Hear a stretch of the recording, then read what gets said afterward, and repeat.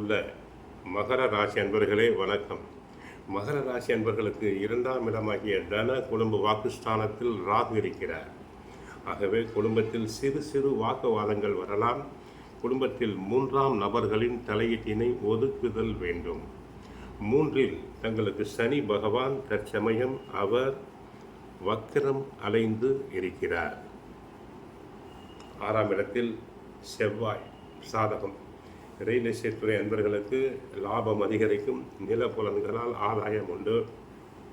விவசாயம் செய்வோருக்கு ஆதாயம் அதிகரிக்கும். கால்நடைகள் நன்கு அபிவிருத்தி அடையும். அடுத்து சில விளையாட்டுத் துறையில் ஈடுபடும் மாணவர்களுக்கு பரிசு பாராட்டுதல்களை பெறலாம். செவ்வாய் சாதகம் என்பதால் உடன் பிறப்புகளின் ஆதரவு தங்களுக்கு உண்டு. குடும்பத்தில் மகிழ்ச்சி நடக்கும். மறைமுக எதிர்ப்புகள் அனைத்தும் தற்போது படிப்படியாக விலகும். சட்ட சிக்கல்கள் அனைத்தும் தங்களுக்கு விலகலாம். அதே நேரத்தில் 2இல் ராகு 7இல் சூரியன் இருப்பதால் கணவருடன் ஒன்றுமில்லாத விஷயத்திற்கு கூட வாக்குவாதம் செய்ய நேரிடும். உத்தியோகத்தில் பிறரால் முடிக்க முடியாத வேலைகளை தாங்கள் எளிதாக முடித்து பாராட்டுதல்களை பெறுவீர்கள்.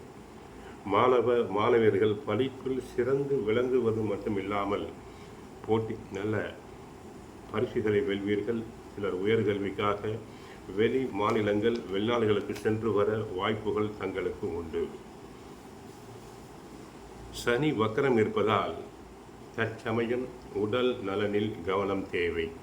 சிறு உபாதை என்றாலும் உடனே சென்று மருத்துவரை சந்தியுங்கள். அலுவலகத்தில் சிறு மனக்கசப்புகள் ஏற்படலாம். அதிக உழைப்பு, சோர்வு வரும். கூட்டாளிகளை முழுமையாக நம்புவதற்கு முன் தொழிலில் உங்களுடைய நேரடி கண்காணிப்பு தேவை. சிலருக்கு மூட்டு வலி வரலாம். பொறுமை அவசியம். கடன்களை அடைக்க வாய்ப்பு உண்டு. மற்றபடி தேவையில்லாமல் பிறர் விஷயங்களில் தலையிடுதல் வேண்டாம். கோவிலுக்கு சென்றால் கிருஷ்ண பரமாத்மாவை வழிபடுங்கள். வீட்டில் தினமும் சுந்தரகாண்டம், பகவத்கீதை, பாகவதம் பாராயணம் செய்யுங்கள். நன்மைகள் நடைபெறும். வாழ்க வளமுடன். மங்களம் உண்டாகட்டும். ஹரே கிருஷ்ணா, ஹரே கிருஷ்ணா, ஹரே கிருஷ்ணா.